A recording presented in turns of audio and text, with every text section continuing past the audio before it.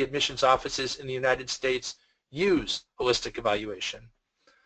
I'll continue on then and kind of apply holistic evaluation to a specific case study using my experiences at Stanford University.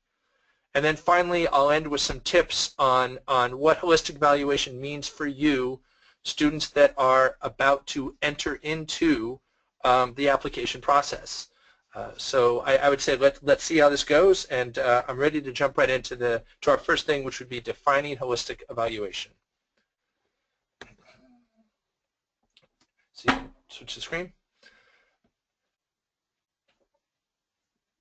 And the next screen then is we're going to begin in the admissions office. And I really think that I feel for students, particularly students that aren't in the United States, I think the best way to make informed choices as you go into this application process is to really start with the end product, what happens in the university admissions office itself. So let's jump ahead then and let's begin in that admissions office and help you make informed choices. First, any admissions office in the United States is going to run one of two evaluation models. The first is holistic. The second is purely numeric evaluation. And as the name suggests, purely numeric evaluation means they're going to admit you or deny you based upon your grades in high school and your standardized exams. It's a model really no different than admissions models found in China, South Korea, and much of Europe. So the numeric evaluation system doesn't need much explaining, and it's used by particularly large public universities. Holistic evaluation, though, is really different, and it's a two-prong assessment system. So let's dive more deeply into holistic evaluation. Next slide, please. Holistic evaluation is the system used by many public as well as nearly all private universities in the United States. Famous public schools that use holistic evaluation include the University of Michigan, the University of California, the University of Texas, Purdue University, University of Illinois. And then on the private school side, Stanford, Harvard, Yale, Princeton, Duke, they all use holistic evaluation. My point here is that if you're applying to college in the United States, my guess is that if you were to apply to 10 schools, 9 out of 10 are evaluating your application holistically. Next slide, please. Defined holistic evaluation is this. It's the evaluation of the overall quality of the application by considering numerous or various aspects or components of the submission. So again, I have a background in law before education, and even I find this definition to be rather broad and hard to exactly figure out, but let's go through it slowly. It's evaluation of the overall quality of the application by considering a variety of aspects. Notice how right off the bat with holistic evaluation, they're not pinning themselves down only to admitting based upon a grade or a standardized test score. They're going to evaluate a variety of aspects or components. Next slide, please.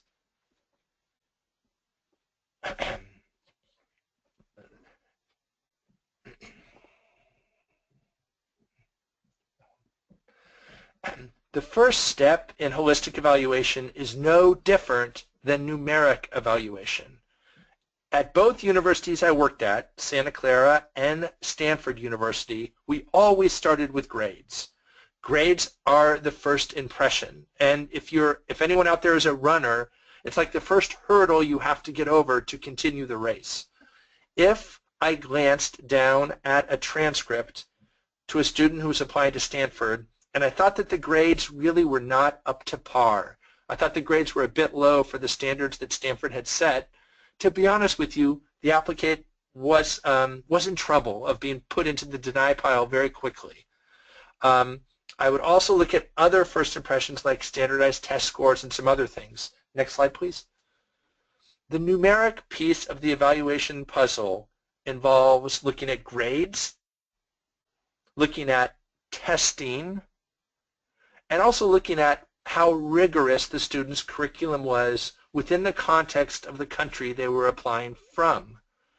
Here in the United States, we have a lot of AP courses. Some international schools run IB programs. You're looking for grades, testing, and rigor. And you're probably making that numeric evaluation in the first 3 to 5 minutes of getting the application. Now, to give that 3 to 5 minutes some context, you're probably going to decide whether to admit or deny an applicant in anywhere from 15 to 25 minutes. So in a holistic evaluation environment, you're breaking down the student's transcript, testing report, and course rigor in the first 3 to 5 minutes. Clearly, the readers that do this have had a lot of training. They've been doing it for years, and it doesn't take all that long to sit there and try and place the student's numeric achievements into some sort of context. Next slide, please.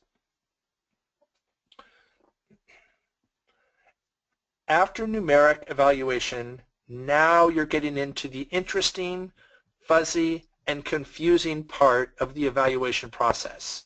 It's the second prong of the assessment process where you're starting to explore personal qualities that the student is going to bring to your university. Next slide, please.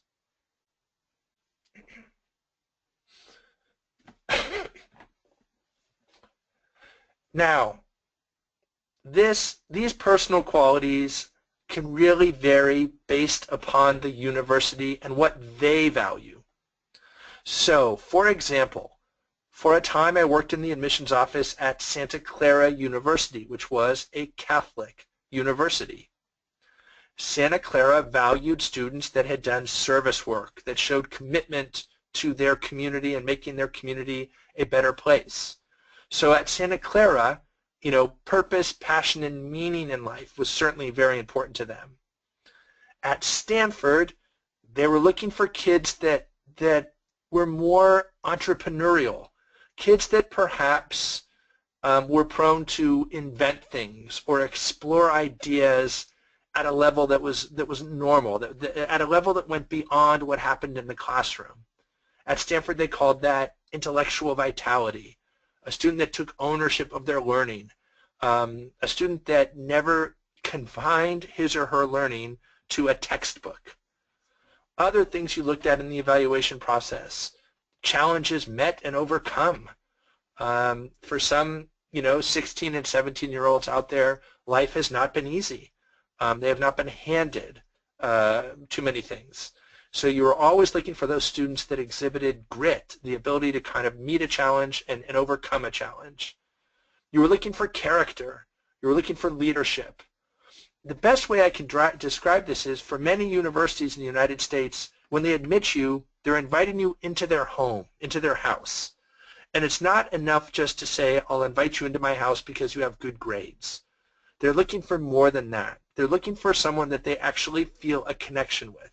They feel that this person has the qualities, the grit, the intelligence that will fit well with my community.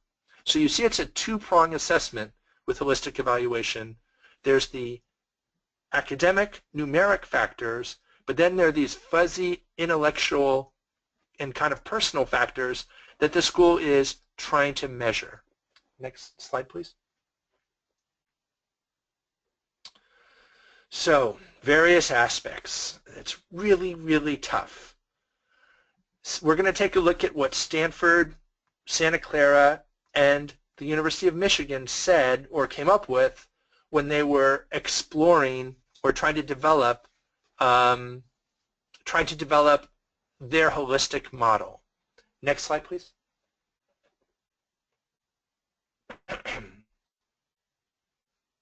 The first sheet here, and I hope you can see this clearly, is from the Stanford University evaluation booklet from when I worked at Stanford. This is actually a page from Stanford's information. And Stanford wrote, intellectual vitality is easier to identify than define as it takes many forms. Lots of AP and college courses, long papers, summer research projects, it doesn't guarantee it. Excellence could be reflected in in things that the student has done that goes beyond the classroom. So again, and it's underlined there with a circle, students that have assumed responsibility for their own learning.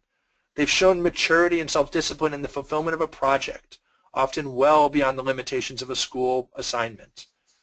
They read deeply. They create energetically. They experiment creatively in response to a profound intellectual curiosity.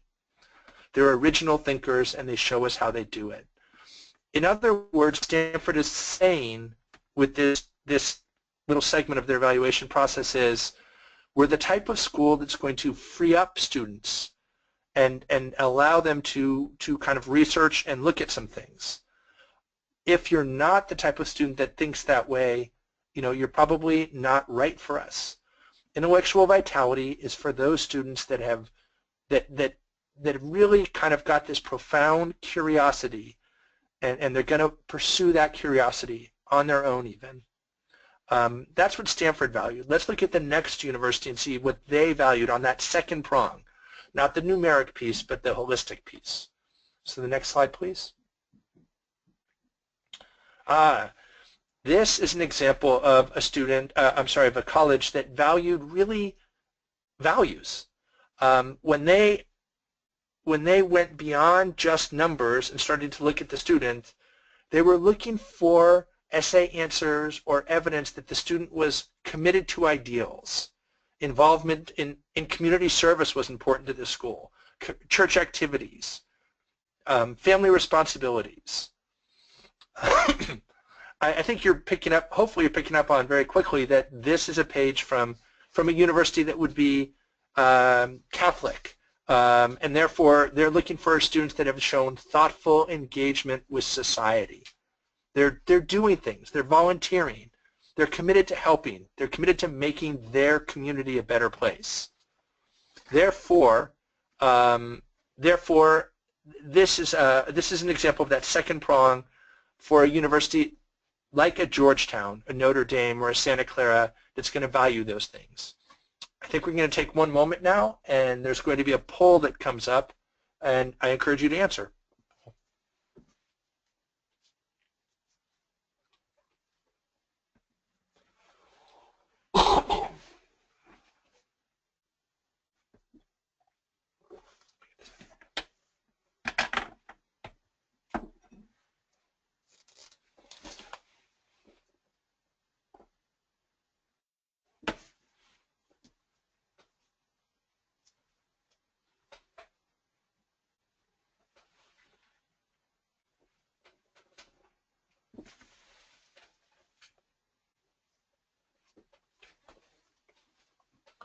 The third university we're going to look at is probably one that you've all heard of, here's a kind of a sheet from the University of Michigan. So next slide, please.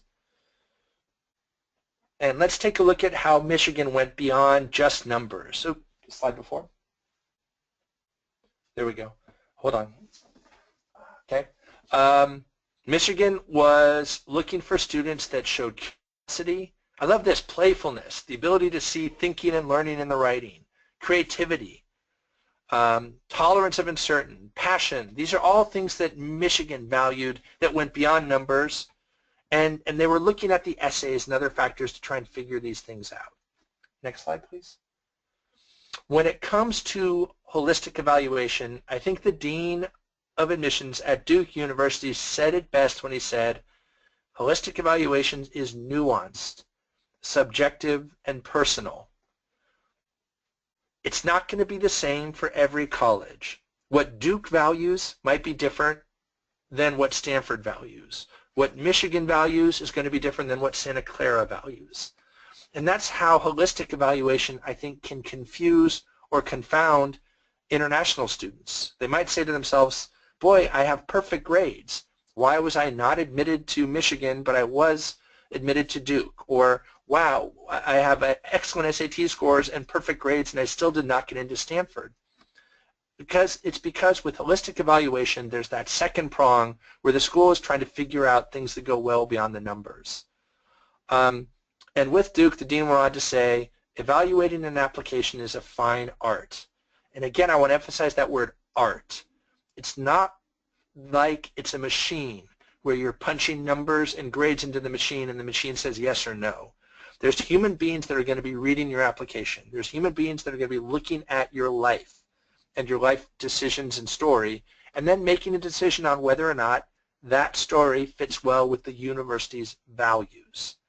So holistic evaluation, we're starting to see, is a thing that is sort of easily summed up in one sentence, but much harder to kind of narrow down. Next, please. Motivation. Why do admissions offices use holistic evaluation in the United States? Part of this is just the historical development of universities in the United States. Education in the United States was for the longest time run through the churches. These were private schools, these were private communities, and therefore they were not caught up into some sort of national standard with national testing. And as the higher education system in the United States matured, a lot of universities like Yale and like Princeton and like Stanford, they said we still want to have a say in who we admit into our university. We still want to have a say into who we want to admit into our home. Next slide, please. But I do think we can sum up the perspective of many university admissions deans on why they like holistic evaluation. First, they do not see grades as being the only measure of intelligence. I speak to you here from Silicon Valley, from Palo Alto, California. You can practically see Stanford from where I'm sitting. And of course, in this area, Steve Jobs is quite famous. Steve Jobs did not go to Harvard, Yale, Princeton, or Stanford. But Steve Jobs did exhibit the vitality and intelligence that has made the Valley a great place. I don't think any person that works in education would argue that grades are the only measure of intelligence. And I think that in many ways, slavish devotion to just a numeric profile could curtail creativity, the ability to think outside the box. So an American university admissions officer at a school like Stanford will say, yeah, I want some good grades, but I'm looking for more than that. I'm looking for creativity. I'm looking for a willingness to try new things. I'm looking for a rebel even. I'm looking for someone that has the courage to pursue ideas and to overcome obstacles. So grades can't be the only measure of intelligence. Next slide, please. Diversity. By evaluating holistically, an admissions office can really start to create a dynamic undergraduate campus. They can get students from all over the world, all over the country, and create the type of campus where students are getting different opinions and ideas. Diversity on campus, whether it be geographic, gender, or ethnic, expands worldliness. It enhances social development of students. It prepares students for the global society and creates vibrant class discussions. I know that as a teacher, I loved it when I was in the classroom teaching about American foreign policy, and I would have 4 or 5 students from different countries. That led to a really great perspective. Can you imagine how boring that discussion would be? All 25 kids in the classroom all came from California or all came from Texas. You need diversity, and holistic evaluation allows you to create that diversity on the campus. Next slide, please. Another justification is, quite frankly, a values fit. As we saw when we looked at the Stanford holistic evaluation system, they looked for kids that showed intellectual vitality because Stanford puts aside about $5 million every year to help fund freshman research. If you have $5 million a year put aside to fund freshman research, that's a waste of money if you're admitting students that have never done research, or if you're admitting students that have no experience thinking outside the box. Santa Clara, on the other hand, they valued values. They were looking for students that gave back to the community, that were interested in becoming educators perhaps, or that were interested in becoming political leaders, the types of people that take care of the community. Holistic evaluation allows you to say, here's what I value on my campus, and therefore here are the types of students that I would like to admit. Next slide, please. Now let's do a brief case study on how holistic evaluation would work, and we'll use Stanford University as an example. So I'm a reader at Stanford, and I would sit down. I would probably get into my office every morning at, I don't know, 7:30 to 8 a.m. And on top of all my duties of running the office, every day I had to put aside time to read about 25 applications a day. Next slide, please. So the read process would begin oftentimes with me starting with that report card that you see there on the far left, the A's, the A pluses, the B's, whatever it is that came in. Next, I would look at application essays. I would see what the student wrote. Next, I would look to see if the student was involved at his school. Did he or she play sports? Did he or she get involved in student government? Did he or she volunteer to clean up the school? I don't know. I was looking to see what their engagement was with the community. Next, I would see what the teachers said. Teacher recommendation letters were part of the process. I would see what they were saying about the student. And then finally, I would try and read the application within the context of the part of the world the student was from, whether it be New York City, California, South Korea, Singapore.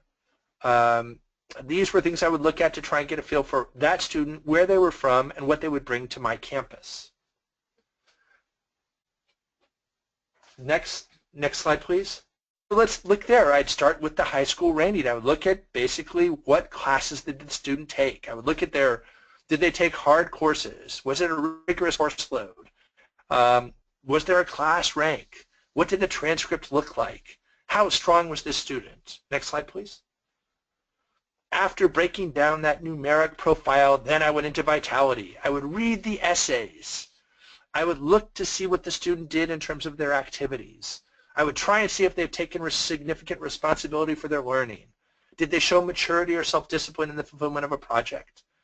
It went way beyond just doing things. I wanted to see that they were taking ideas and acting on them. I would look to the letters of recommendation to see if the student had exhibited an active enjoyment and engagement in the learning process. Again, testimonials, I was looking for all of those things to see what type of vitality the student had shown. I'm going to take a break now, and we're going to do a quick poll.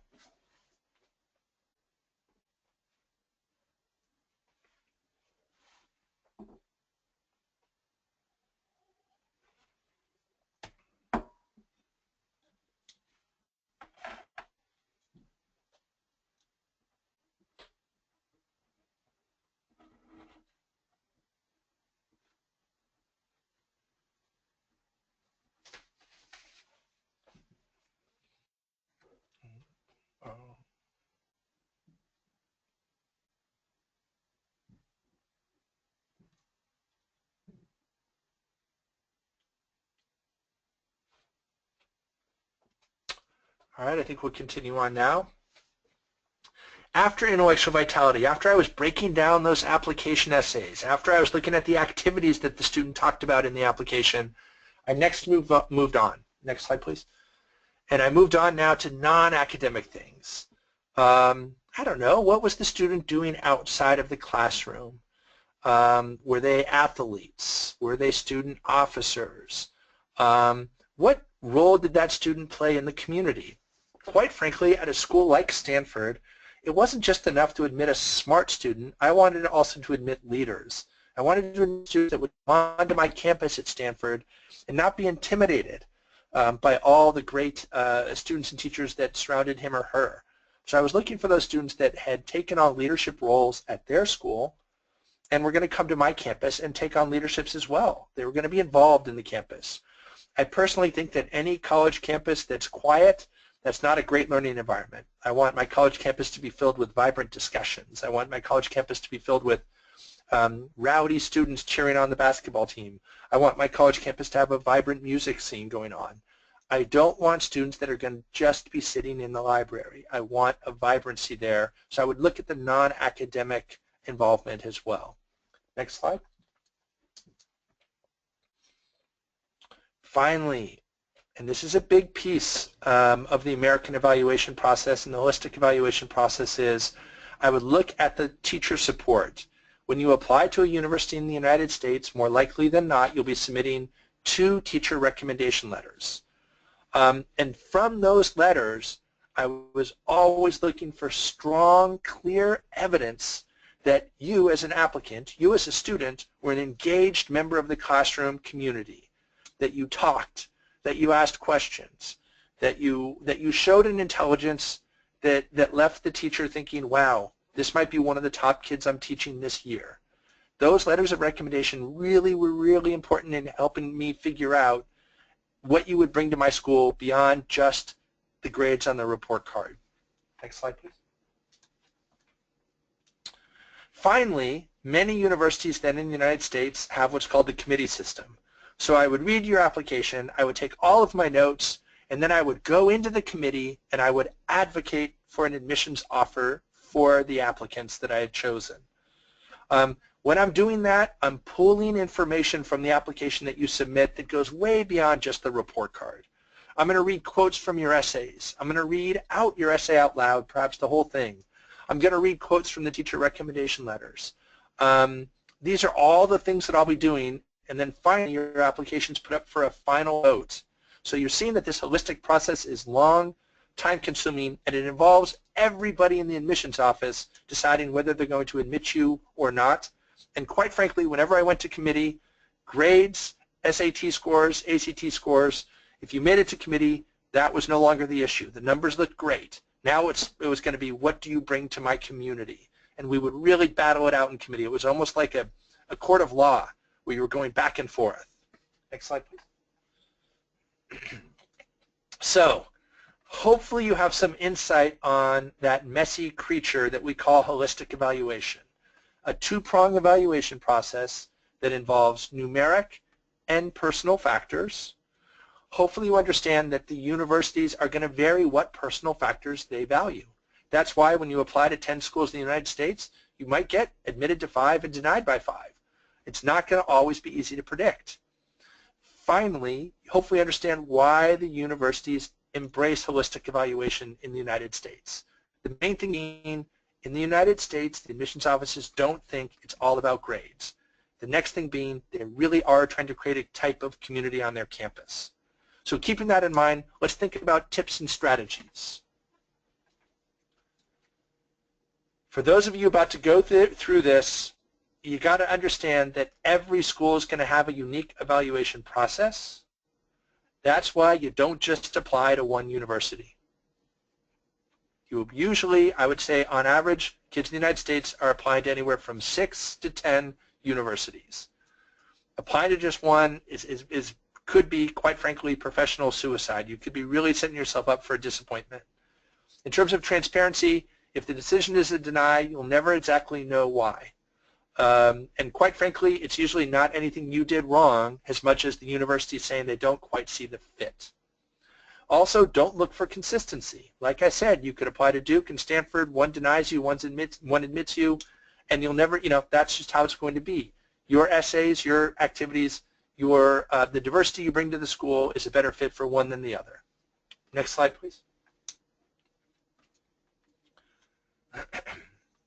Those recommendation letters, boy oh boy do you need them. Those are your spotlight letters. That teacher is going to be, basically, the admissions officer really feels like that teacher's eyes, represents the eyes and ears of what's going on at the school, and those recommendation letters are very important. It's not enough to say, hey, this student is a smart guy. They're looking for real evidence. They're looking for real evidence from the teacher about what you're like to teach and what you're like to have in the classroom and in the community. Next slide, please. Finally, and this is a big piece of the application process in the United States, you've got to write a personal statement. And quite frankly, I could probably be online for about 5 hours talking to you about personal statements. Notice that the second word in the statement is personal. You're writing your story to the admissions officer. This is the part where the admissions officer, after they've looked at your grades, is really trying to get to know you. They're trying to get to know how you think, how you evaluate things. And this is that part of college admissions in the United States that's kind of like the admissions officer saying to themselves or asking themselves, how will this student fit into my community? does this student, if I was at Stanford, exhibit that vitality that I value in the process?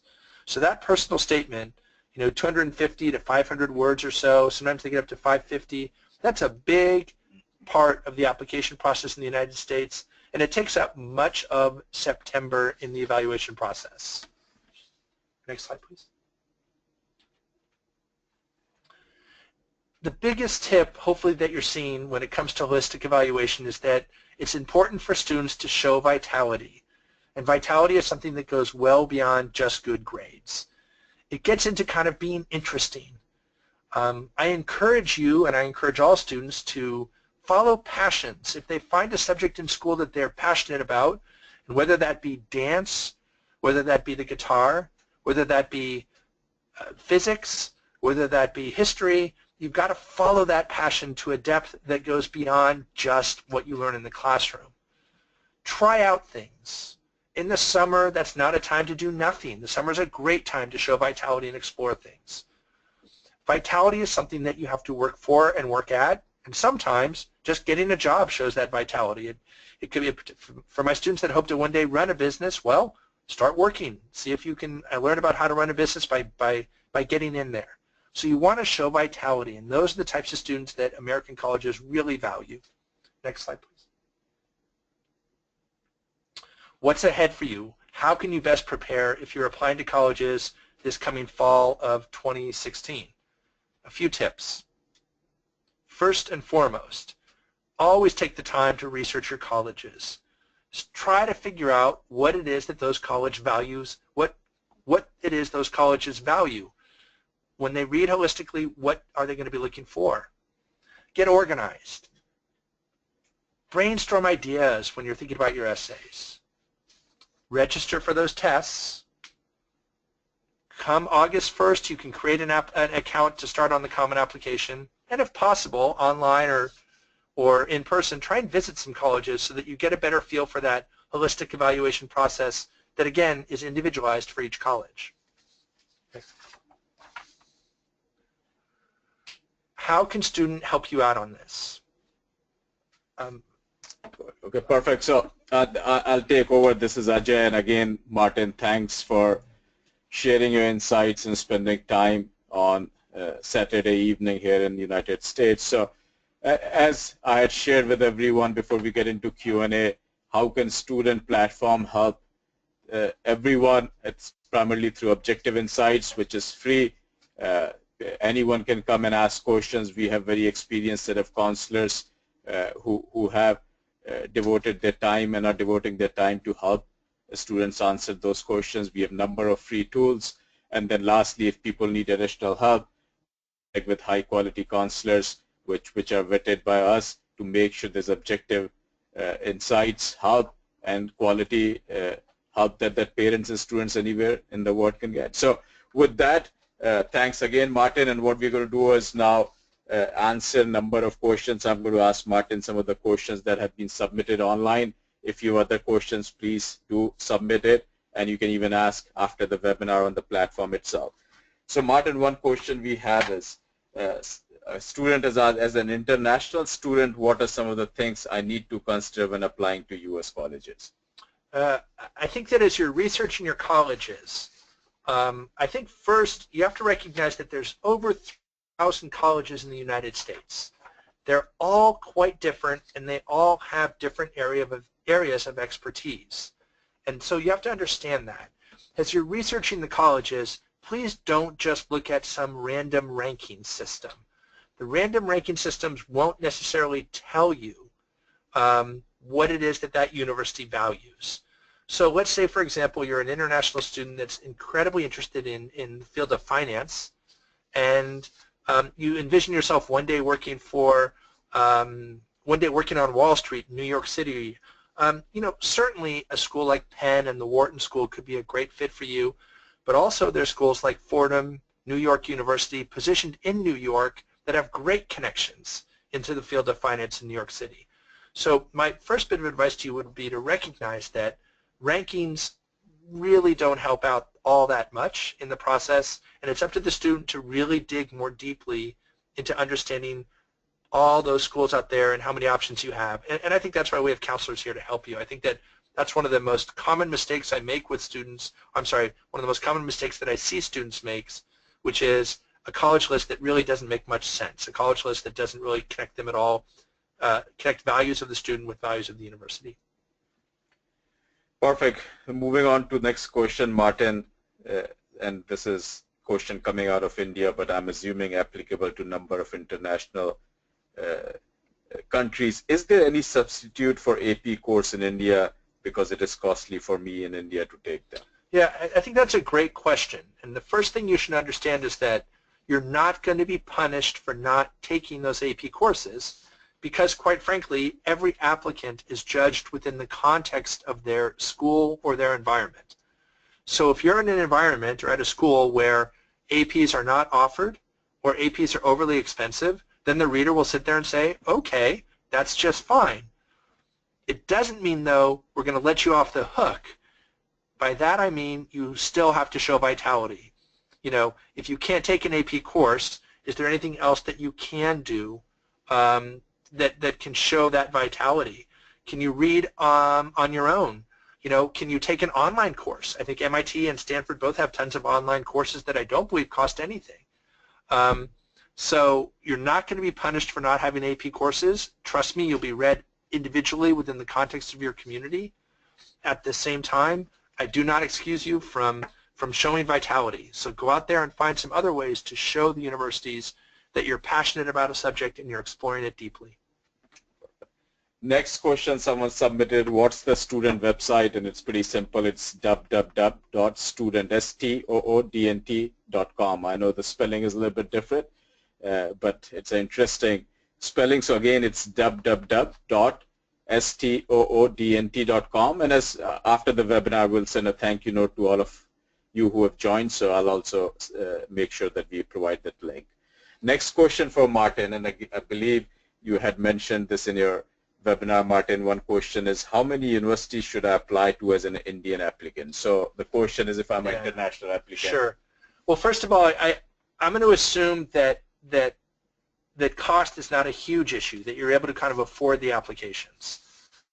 I'm from California. I live in California. The UC system here in California admits a lot of international students, and it's one application for all campuses. So I would argue that if we consider the UC system one application, I would argue that you're going to want to probably develop a list of around 10 universities to apply to. If you hope to study computer science, I would probably add a couple more universities, maybe up to 12, maybe even up to 15, because computer science has gotten so competitive in the United States to get into. I think you need to have a fairly broad list of schools. If you're not computer science or engineering, I'd say that number could even be, you know, somewhere in that 5 to 8. But most students I'm working with right now, I would argue that their college list is about 10 schools. Again, I count the UC system as one school because it's one application. Perfect. Next question, Martin, is more which I also get asked often as I meet parents. Does the financial viability of a candidate impact the admission decisions? If the applicant is placed on a wait list, the financial viability can impact a university's admissions decision. I say that because by the time a university goes to what's called their wait list, more often than not, they've already spent all of their financial aid money. So that, you know, they're not going to pull a student off the wait list that has a lot of financial need. Next, there are universities in the United States that absolutely, when it comes to international students, provide financial aid. I'll make that list available to students, and they can post it. And so for those schools, financial viability will not play a role. But there are some universities that are not on that list, of course, and they really do look at financial viability when looking at international students. So my answer to you is it really depends on the university that you're applying to.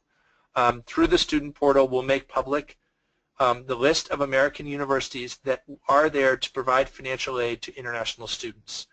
When I worked at Stanford, we did put aside money for international students. When I worked at Santa Clara, we did not. So it can vary from college to college. Next question is, Martin, around someone asking, are there any schools in the U.S. using numerical evaluation? Yeah, the large public schools, not Michigan though, and not the UC system, but other large public schools, University of Oregon, University of Kansas, they're going to be oftentimes more numeric. They're just going to take a look at grades and profile.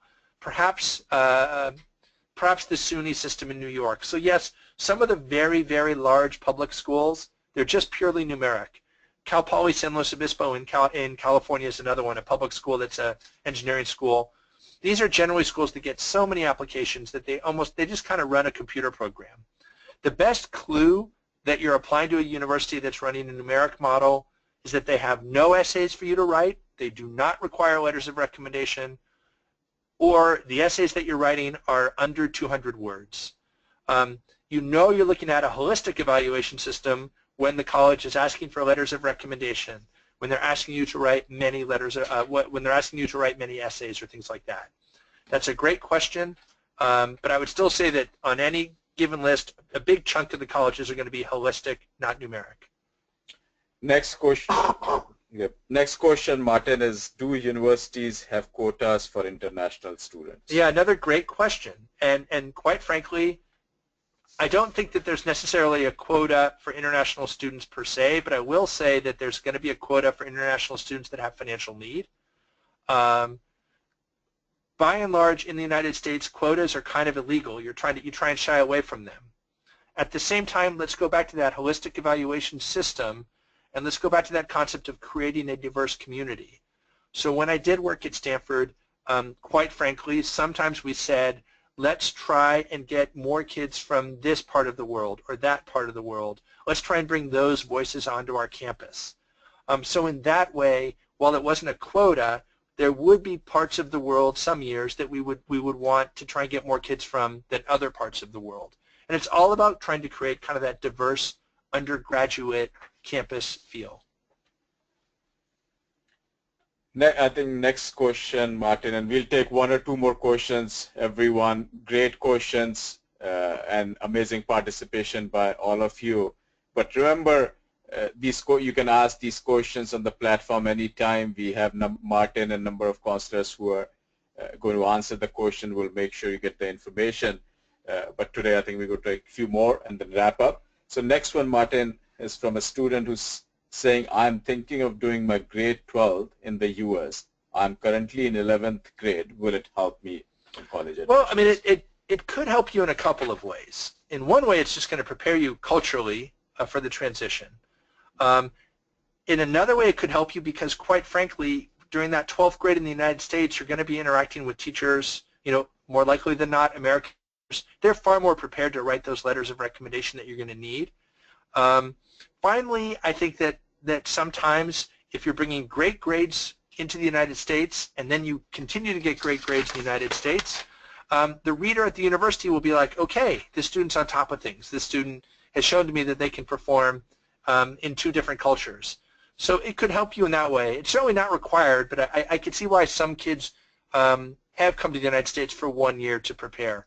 And in that way, it's certainly not going to harm you. And if you take advantage of everything, it could be a positive. Next one, Martin, and after that, we'll just take one last question. So next one is, will taking some AP subjects on top of IB subjects demonstrate my interest in that subject? Is it worth doing this? That's a great question. I think that, quite frankly, I'm going to assume that you're at an IB school because you're saying AP on top of the IB.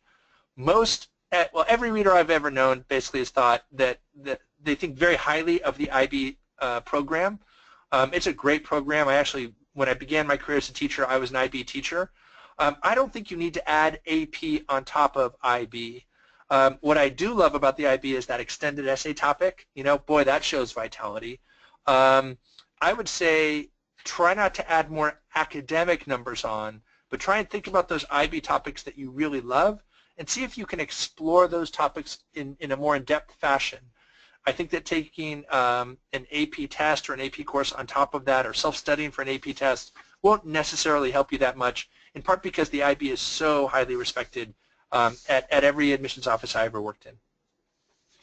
Perfect. Thank you, Martin. And with that, we'll close our Q&A for tonight. It's getting late here, and also I know all of you have limited time on your schedule, being Sunday if you are in Asia and Saturday evening if you're in US.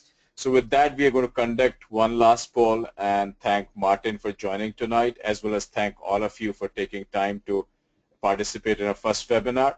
As I shared, we'll have a number of these webinars starting now every 2 to 3 weeks on different topics, and hopefully you can join, and you can also ask your friends and students to join these webinars, as our objective is to make sure these webinars help anyone who's thinking of going to U.S. college starting in 2017 timeframe. So with that, last poll, and thanks again everyone for joining. Thank you very much.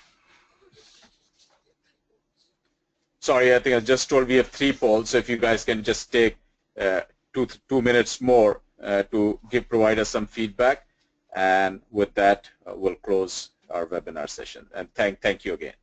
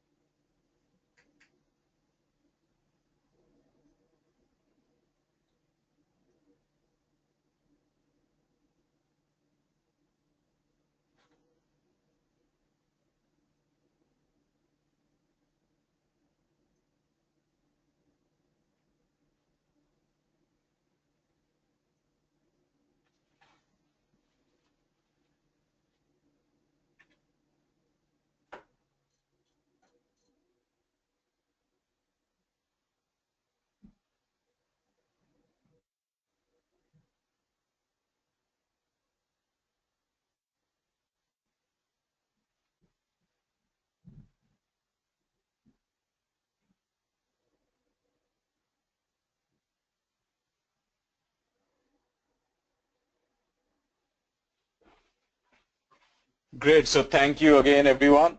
And with that, we close the first webinar.